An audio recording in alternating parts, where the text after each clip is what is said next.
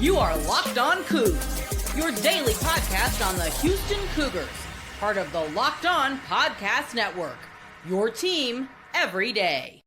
Before we get too far, today's show is brought to you by 5 Hour Energy. Now, it's time to fuel up and turn up with 5 Hour Energy Transfusions. It brings the bold grape, ginger, and lime flavors of your favorite golf drink, minus the alcohol, into a quick, energizing shot. Whether sinking birdies or making memories with friends, this one is a hole-in-one for your energy gain. Let's be honest, sometimes on the course or off it, you need that extra. Okay, maybe you don't need that extra boost. I need every bit of help I can get on the golf course. This is that extra boost to stay sharp, energized, and I cannot make that excuse after having a 5 Hour Energy. I need it, and you do too. Trust me, golf is all about good times with good people and good flavors, of course, and the grape ginger lime is a flavor that gives you the best parts of your clubhouse go-to drink without chasing down that beverage cart. Go to 5hourenergy.com. That is the number 5hourenergy.com. You can use my promo code LOCKEDONGolf for 20% off your first order. This offer is only available till September 30th. On one order, cannot be used with other promotions. This code is not good on subscription orders, and whether you're meeting with friends or trying to turn 18 holes into 36, get the energizing boost you need to power through, or transfusion flavored 5 Hour Energy shots today.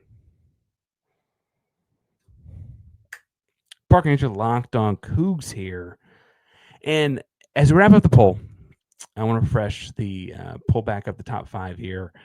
Greg Ward, number 5. Tank Dell, number 4. Ed Oliver, number 3. Jamal Shead, number 2. Case Keenum, number 1. And while I do feel like the majority of that is correct, and I frankly do feel like all 40 players, all 40 athletes mentioned could have been in the top 25, there were some flaws. First of all, one flaw is a me thing. There were hiccups in posting. I had set to automatically post on social media a handful of different times while I was on vacation at one point, and it didn't. So it maybe wasn't front of mind for some fans, or I'll get back to that. Maybe not everyone filled it out. We did get in triple digits. We did have triple digits amount of people fill it out, but I think that a wider net would be interesting to see the results a little bit. It also, full disclosure, was a cumbersome thing to fill out. So thank you to the folks that did fill out the survey, but we probably do need a cleaner process for the 2050 one of these, right? I mean, just something to kind of clean things up. Now, I also asked for if you thought I had any omissions or anything, and 2 major ones came through. A couple people mentioned I didn't have Cameron Burrell on there. It was an elite short sprinter from 2014 to 18. Sounds right, both indoor and outdoor track. And truthfully, I kind of thought there might be, and thankfully there weren't, but a bunch of people like kind of mudslinging at different athletes that did or didn't make certain spots, right? How could you put so-and-so there? How could you put and I didn't think I could stomach the thought of that with Cam Burrell, who died by, succumbed to mental illness in 2021. And so I just didn't want to have that on there. Obviously, like, it wasn't just about having athletes that haven't left this earth yet. Obviously, DJ Hayden, rest in peace, did make the list, but the particular surrounding of Burrell made me hesitant to put him on there. He probably makes the top 25 as a sprinter. We saw a bunch of sprinters on there. I didn't put anyone from last year's men's basketball team on there, which will probably be a glaring omission in the next 6 months, right?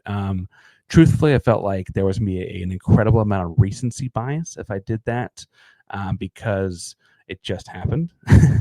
And while there's a real argument that it's the best team in program history to this point, I wanted to kind of actually have time to marinate on that before throwing them in there. I really think Juwan Roberts, LJ Cryer, those guys could have made the top 10, maybe 5 even. JoJo and Emmanuel Sharp and Miles Usain, though, like, their career's not over. And so, like, if they turn to win the whole thing next year because Emmanuel's got 35 in the championship game, it changes how we look at last year's team and season, right? Like, that will shape things. It didn't really feel right to put them on there with the careers not completed yet, and it didn't really feel right to put LJ and Jawan and those guys on there without their teammates, because that really was a true team. I had people ask, Parker, why didn't you put coaches on there? Frankly, it'd be Sampson and the also-rans at this point. Herman would have been an interesting one, what people think about Tom Herman and his couple seasons, right? And the short-lived success that was. Sumlin, I guess, to some degree too, but it wasn't quite the same. Didn't burn people the same way or whatever. Bryles and all that, but it would have been Sampson and the also rants, I think, as the coaches go. And I was more interested in the athletes. I'm just gonna be honest. It was me saying, you want to do the poll, you can do the poll. I was more interested in the athletes, and that. Listen, the other gigantic blind spot on my own I found on doing this is non-revenue sports before a certain date. I had to do a lot of research and asking around, and who do you remember, to people that I know followed it. And then also, I probably, in doing that, didn't list everyone that should have been. They were probably, undoubtedly, just in admitting my own flaws, probably a handful of people from before 2010 in non-revenue sports that I should have known to put on there. I enjoy women's basketball and was quick to understand who fits where in that, even when it was before I was really cognizant of it or could think back to it. But there are probably also women athletes that I omitted from the list of people that could be ranked and thus didn't give a chance to. That's my own flaw in looking at the list as a whole. But on the whole, I do. But as a whole, but on the whole, I gotta figure out a different way to say things. I need a bigger vocabulary. More words, please. No, I do think, though, that it was a fun exercise. I really thoroughly enjoyed seeing what the responses were. Again, there were some things that shocked me. Some, I wouldn't have put that person there or whatever. But I do think, on the whole, it was fun to have the nostalgic ride of, hey, the Houston Cougars have put out some really good athletes in the last 25 years. And when you think about where this little program has come from, 2000, this program was at the bottom, man. The Southwest Conference thing had fallen apart just 5 years earlier. You're looking at what are we going to do next? And ultimately, what you're going to do next is spend 25 years clawing your way back into the Big 12 with a bunch of these names coming across, doing big time things. And what's the next 25 years going to look like? If that's the kind of growth looking in the last 25 years, where's Houston going the next 25, man?